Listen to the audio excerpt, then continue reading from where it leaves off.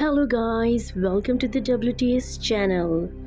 आज हम आपको मूवी एक्सप्लेन करेंगे बोरोड टाइम। ये एक ऐसी कहानी है जो आपको जख्म तो देती है लेकिन जख्म को भरने का काम भी करती है। जिंदगी में सबसे ज्यादा तकलीफ गुजरा हुआ वक्त देता है क्योंकि हम उसे चाहकर भी बदल नहीं सकते। आने वाले कल में सुधार किए जा सकते हैं लेकिन बीते कल में नहीं। कुछ ऐसी गलतियां जो अनजाने में हुई है लेकिन वो वक्त वक्त पे उस घाव को खुरेद कर ताज़ा कर देती है। आज की फिल्म एक एनिमेटेड शॉर्ट फिल्म है और इस फिल्म की जितनी भी तारीफ करो उतनी कम है। एक ऐसी फिल्म जो हमें अतीत में झांकने पे मजबूर कर देती है और साथ में एक बेहतरीन सीख भी दे जाती है। कहानी की शुरुआत ओल्ड वेस्ट की एक घाटी से होती है। एक चौड़ी घाटी जो कुछ भी उस तक पहुँचे वो सब कुछ निगलने के लिए तैयार बैठी है। एक खामोशी फैली हुई है हर जगह, पर उन घाटी से गुजरती हुई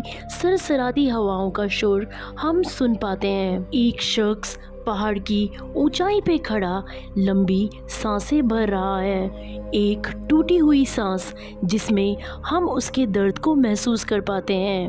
उसके कपड़े पर एक शेरिफ का बैच लगा हुआ है जिससे हम समझ पाते हैं कि वो एक ओल्ड टाउन शेरिफ है। उसकी आंखों के अंदर कई दर्द समेटा हुआ है और वो उन नम आंखों से उस पहाड़ की चोटी को देख रहा है। शायद उसके पास्ट में कुछ तो हुआ था इसी जगह, इसीलिए वो अपने जख्मों को ताज़ा करने के लिए यहाँ आ जाता है। कहानी पास्ट में जाती है, तब हम स्टीव का बचपन देखते हैं जो अपने पिता के साथ एक स्टेज कोच में बैठा है। वो दोनों उसी घाटी से गुजर रहे थे।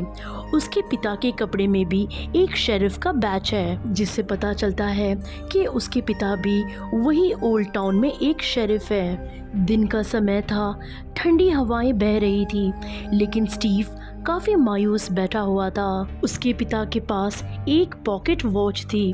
उसके पिता वो वॉच स्टीव को दे देते हैं। वॉच पाकर वो एकदम खुश हो जाता है।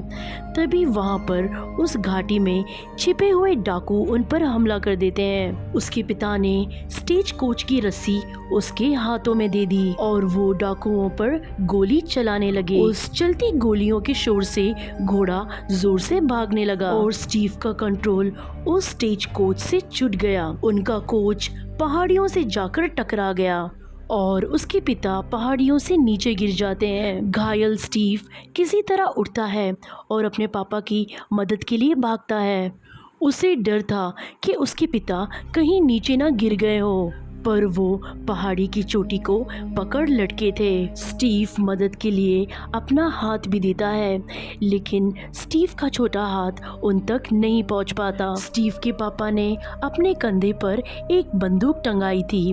वो बंदूक वो स्टीव को दे देते हैं और ऊपर खींचने के लिए कहते हैं। स्टीव जब उस बंदूक को ऊपर खींच रहा था तब स्टीव से गलती से उस बंदूक की ट्रिगर दब जाती है। गोली जाकर स्टीव के पापा के सीने पे लगी और वो पहाड़ी से नीचे गिर गए और वो पॉकेट वॉच झटके से निकलकर उन पत्थरों के बीच ही कहीं अटक गई। कहानी अब फिर से प्रेजेंट में आती है। स्टीव वही पहाड़ की चोटियों पे खड़ा हुआ है और आहिस्ता आहिस्ता वो आगे बढ़ रहा होता है। उसके लड़खड़ाते कदम ये जाहिर कर रहे थे कि भीतर का जख्म अभी तक हरा है बल्कि वक्त के साथ और ताज़ा होता चला जा रहा है। स्टीव आकर उस चोटी पर बैठ गया। सांसों की रफ्तार और तेज हो गई, मानो कि जैसे कल ही की बात हो। वो अपने पिता के मौत का दोषी खुद को मानता है। वो खुद को नहीं समझा पा रहा है।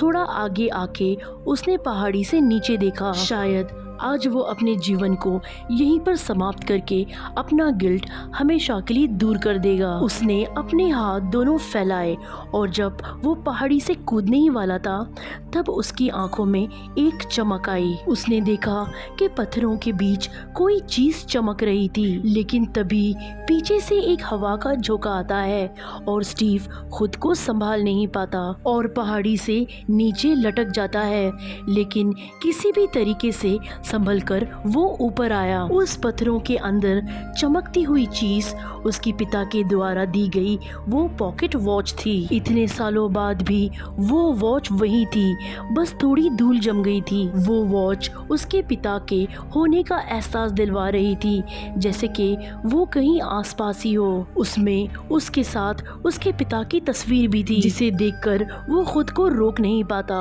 और फूट फूट कर रोने लगता है। अनजाने में ही सही, लेकिन उससे कितनी बड़ी भूल हो गई। उसने उस वॉच को लेकर अपने सीने से लगाया और सीने से लगाते ही उस वॉच में टिक टिक आवाज आने लग गई। जो इतने सालों से बंद पड़ी थी वो वॉच अब चलने लगी थी और कहानी इसी दृश्य के साथ ख़त्म हो जाती है। बोरो टाइम का मतलब ये होता है कि वक्त से उधार लिया गया समय, जैसे किसी को मौत लेने आई हो और उसने मौत से थोड़ा टाइम उधार ले लिया हो। ये कहानी बहुत अच्छा लेसन देती है, स्पेशली उन लोगों को जो अपने पास्ट से निकलने के लिए संघर्ष कर रहे हैं। उनके लिए पास्ट को भूलना आसान नहीं होता और वो पूरी जिंदगी एक गलती के लिए खुद को सजा देते रहते हैं। उम्मीद करते हैं कि आपको ये कहानी पसंद आई होगी।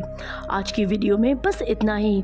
नेक्स्ट टाइम हम फिर मिलेंगे एक नई इंटरेस्टिंग कहानी के साथ। अगर आपको हमारी एक्सप्लेनेशन पसंद आई हो तो वीडियो को लाइक ज़रूर कीजिएगा और अगर आप हमारे चैनल पर नए हैं तो प्लीज़ हमारे चैनल को सब्सक्राइब कीजिएगा। Thank you for watching.